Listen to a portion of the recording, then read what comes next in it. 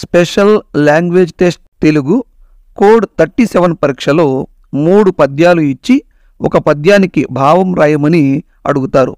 ఇందుకు గాను 5 మార్కులు కేటాయించారు. ఈ పద్యాలు 9వ తరగతి 10వ తరగతి తెలుగు వాచకములు అలాగే నీతి పద్యాల నుండి ఇస్తున్నారు. భావాన్ని 2 లేదా 3 లైన్లలో మనం కరెక్ట్గా రాయగలిగితే 5 మార్కులకు గాను 5 మార్కులు తెచ్చుకోవచ్చు. ఈ వీడియోలో పరీక్షలో అడగడానికి ఎక్కువ అవకాశం ఉన్న ముఖ్యమైన పద్యాలు, వాటి భావాలను వివరించడం జరిగింది. లాంగ్వేజ్ టెస్ట్కు సంబంధించిన మరిన్ని వీడియోల కోసం ఈ ఛానల్కి సబ్స్క్రైబ్ చేసుకోండి. బెల్ సింబల్పై క్లిక్ చేసి నోటిఫికేషన్స్ ఆన్ చేసుకోండి.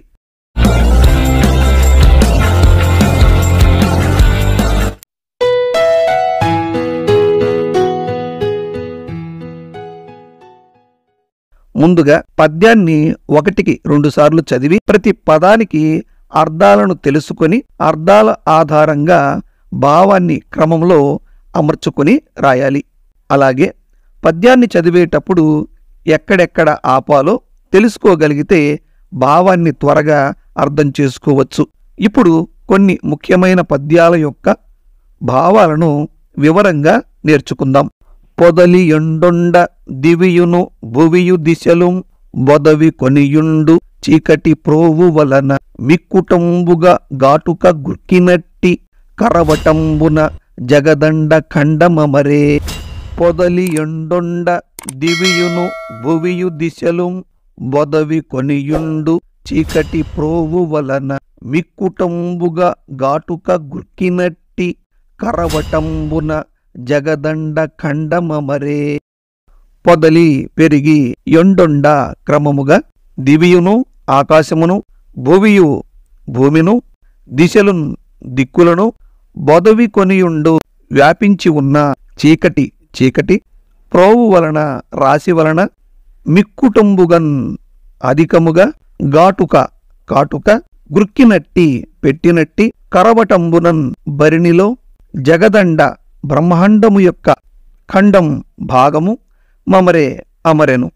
భావం అధికమైన చీకటి కారణంగా దిక్కులు ఆకాశం భూమి ఒకదానిలో ఒకటి కలిసిపోయి బాగా కాటుక నింపిన బరిణిలాగా విశ్వమంతా నల్లగా కనిపించింది అని ఈ పద్యం యొక్క భావం. అన్నమయములైనవన్నీ జీవమ్ములు కూడులేక జీవ కోటి లేదు కూడు దినిడి కాడ కులభేదమేలకు కాళికాంబా హంస కాళికాంబా. అన్నమయములైనవన్నీ జీవమ్ములు కూడులేక జీవ కోటి లేదు కూడు దినిడి కాడ కులభేదమేలకు కాళికాంబా హంస కాళికాంబా. ముందుగా ఈ పద్యములు పదాల యొక్క అర్థాలు తెలుసుకుందాం. అన్నమయములు అనగా తిండి తిని బ్రతికేవి, జీవములు జీవరాశులు, కూడు లేక తిండి లేకపోతే జీవకోటి లేదు లేదు. కూడు తినిడి కాడ తిండి తినే దగ్గర కులభేదమేలకు కులం అనే భేదం ఎందులకో భావం. లోకంలో జీవరాశులన్నీ తిండి తిని బతికేవే, తిండి లేకపోతే జీవకోటి ఉనికే లేదు. మరి మన మానవులలో తిండి తినేటప్పుడు కులం భేదం ఎందుకు చూపుతారో తెలియదు అని ఈ పద్యం యొక్క భావం. వరదైన చేనుదున్నకు కరవైనను బంధుజనుల కడకేగుకుమి కరులకు మర్మము సెప్పకు ఇరికికి దళవాయుతనము బెట్టకు సుమతి. వరదైన చేనుదున్నకు కరవైనను బంధుజనుల కడకేగుకుమి కరులకు మర్మము సెప్పకు ఇరికికి దళవాయుతనము బెట్టకు సుమతి. పద్యములోని పదాల యొక్క అర్థాలను ముందుగా తెలుసుకుందాం. వరదైనను వరద వచ్చినట్లయితే, చేనున్ పొలము, దున్నకు దున్నవద్దు. కరవైనను కరువు వచ్చినట్లయితే బంధువుల కడకు వద్దకు ఏగకుమి వెళ్ళవద్దు. పరులకు పరాయి వారికి అంటే శత్రువులకు మర్మము చెప్పకు రహస్యమును చెప్పవద్దు.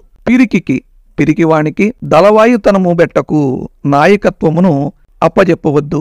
సుమతి ఓ మంచి బుద్ధి గలవాడా భావం. ఓ మంచి బుద్ధి గలవాడా, వరద వస్తే మునిగిపోయిన పొలాన్ని దున్నవద్దు.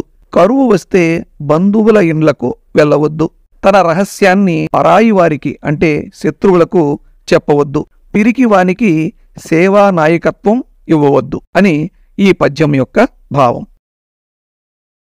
వాలంబు దానుగరువలి వేలుపుగొడుకు అరుంగజూచి విపరీత గతిన్ దోల దొరంకొనెను రవి ఇటుదేలం బెనుగాడితోడి తేరని రమరుల్. వాలంబు దానుగరువలి వేలుపుగొడుకు అరుంగజూచి విపరీత గతిన్ దోల దొరంకొనెను రవి ఇటుదేలం బెనుగాడితోడి తేరని రమరుల్. ముందుగా పద్యంలోని పదాల యొక్క అర్థాలను తెలుసుకుందాం. వాలంబున్ తోకయును, దానున్ తానును, గరువలి వేలుపుగొడుకు అంటే వాయుదేవుని యొక్క కుమారుడైన హనుమంతుడు అరుంగజూచి వెళుతుండగా చూసి దోలన్ తోలడానికి దొరకొనెన్ పూనుకున్నాడు. రవి సూర్యుడు ఇటు ఈ వైపు తేలం గాలిలో తేలాడేటట్లు బెనుంగాడితోడి పెద్ద కాడితో ఉన్న తేరున్ రథమును మరుల్ దేవతలు. భావం వాయుపుత్రుడైన హనుమంతుడు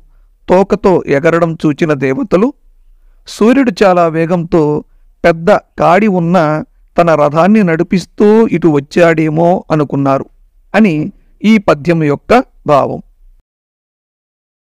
వడలు వడిసిన తమ తండ్రి వడువు దోప రయమునకు గూట కోటులన్నీయు జలింప బెరింగి గిరి గాడ్పు కొడుకెక్కి తిరిగి తిరిగి యొక్కచో నిల్చి దక్షిణ దిక్కు జూచి వడిసిన తమ తండ్రి వడువు దోప రయమునకు గూట కోటులన్నీయు జలింప బెరింగి గిరి గాడ్పు కొడుకెక్కి తిరిగి తిరిగి యొక్కచో నిల్చి దక్షిణ దిక్కు జూచి.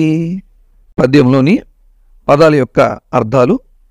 వడలు శరీరమును, వడిసిన ధరించిన తమ తండ్రి అనగా హనుమంతుని యొక్క తండ్రి వాయుదేవుడు, వడువు విధము ఓపన్ కనపడేటట్లుగా, రయమునకున్ మేఘానికి, గూటకోటలు పర్వత శిఖరాలు, అన్నియున్ అన్ని, జలింపన్ కదలగా, బెరిగి పెరగగా, గిరి పర్వతమును, గాడ్పు కొడుకు వాయుదేవుని యొక్క కుమారుడైన హనుమంతుడు ఎక్కి పైకి ఎక్కి తిరిగి తిరిగి యొక్కచో నిలిచి ఒకచోట నిలిచి దక్షిణ దిక్కును జూచి చూశాడు.